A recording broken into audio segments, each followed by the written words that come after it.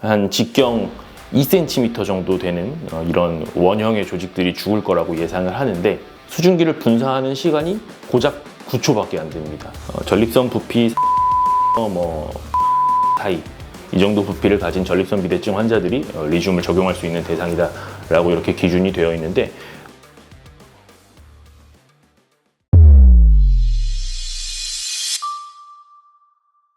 안녕하세요. UL 비뇨기과 강남점의 안성훈 원장입니다. 최근에 저희 병원에 리중 시술을 희망하는 환자가 많은 것 같은데 그 이유는 뭐고 좀 어떤 사람들에게 리중이 효과적일까요? 일단은 리튬에 대한 거는 워낙 많이들 홍보가 되어 있고, 또한 저희 병원 유튜브에서도 여러 번 다뤘던 내용이기 때문에 잘 알고 계실 거라고 생각합니다. 그래도 간략히 한 번만 얘기하고 넘어가자면, 내시경을 이용해서 전립선 안쪽으로 뜨거운 수증기를 주입하게 되는 이런 치료 방법이라고 생각하시면 되는데, 뜨거운 수증기에 의해서 이제 괴사된 전립선 조직들이 위축되면 요도가 상대적으로 넓어지게 돼서 이런 치료의 효과를 나타내게 되는 방식이라고 생각하시면 되겠습니다. 리튬의 최고의 장점은 바로 아주 간단하다는 장점을 들 수 있을 것 같습니다. 수증기를 분사해서 괴사시킬 수 있는 조직이 한 직경 2cm 정도 되는 이런 원형의 조직들이 죽을 거라고 예상을 하는데, 그 직경 2cm짜리 조직을 죽이기 위해서 수증기를 분사하는 시간이 고작 9초밖에 안 됩니다. 따라서 웬만큼 전립선이 큰 사람이라고 해도 이 수증기를 양쪽으로 주사를 꽂아서 분사하는 시간이 합쳐도 그렇게 오래 걸리지 않는 거죠. 그래서 사실 수술 시간은 굉장히 짧고 간단히 끝난다. 또한 기존의 전립선 수술 다른 방식들처럼 꼭 하반신 마취가 필요하거나 한 건 아니고, 이 수술은 우리 위내시경이나 대장내시경을 하듯이 잠깐 잠을 재워놓고도 할 수 있을 정도의 수술이기 때문에 이 간단한 게 가장 장점이 있는, 메리트가 있는 수술인 것 같습니다.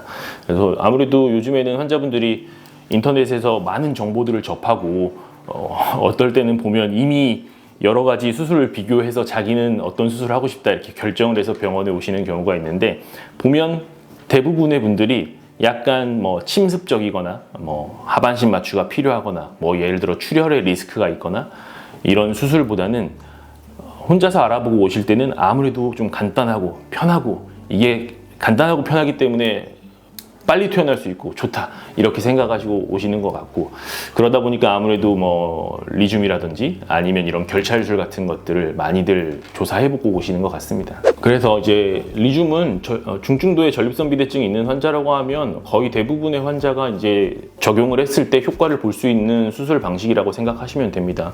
실제로 전립선이 크기가 아주 작지 않은 경우, 심사평가원 기준으로는 전립선 부피 30mm에서 80mm 정도 사이, 이 정도 부피를 가진 전립선 비대증 환자들이 리튬을 적용할 수 있는 대상이다 라고 이렇게 기준이 되어 있는데, 그 정도 기준인 환자들이 보통은 이제 양쪽에 한 번씩 혹은 두 번씩, 많으면 세 번씩 이렇게 리튬 수증기를 분사했을 때 수술이 성공적으로 잘 끝나고 회복하는 과정을 본다고 생각하시면 되겠습니다. 다만 리튬 같은 경우는 시중에 있는 다른 전립선 수술들과는 다르게 실제 길이 넓어지는 데 걸리는 시간이 좀 들어가는 편입니다. 아무래도 뜨거운 수증기를 안쪽에다 쐈기 때문에 그 안쪽에서도 부종이 생길 거고, 그걸로 인해서 수술한 직후에는 오히려 소변 나오는 길이 좁아지는 효과를 내는 거죠. 그래서 다른 수술들이 실제로 전립선 요도를 좀 넓히고 소변 나오는 효과를 좀 빨리 볼 수 있다면, 리튬은 이 조직들이 괴사되어서 수축되고 길이 좀 확장될 때까지의 시간이 걸리는 수술이다라고 생각하시면 되겠습니다. 그래서 이제 간단하지만 그만큼 뒤에 좀 감수해야 되는 부분도 있는 이런 수술이라고 생각하시면 됩니다. 그래도 어쨌든 이 리튬이라는 수술이 실제로 이제 제가 수술을 해보니까 환자들이 소변줄을 일주일 이상 차고 있는 거에 대해서 굉장히 불편함을 많이 느끼기 때문에 별로 이 수술을 선택하는 환자가 없을 거라고 생각을 했습니다.